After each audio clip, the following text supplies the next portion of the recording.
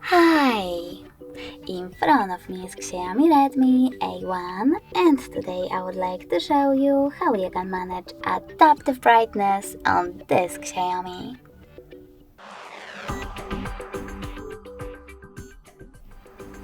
First of all, go into settings. Now you need to scroll down just a bit and tap on display section over here. Then click on adaptive brightness and click on this switcher next to use adaptive brightness in order to activate it.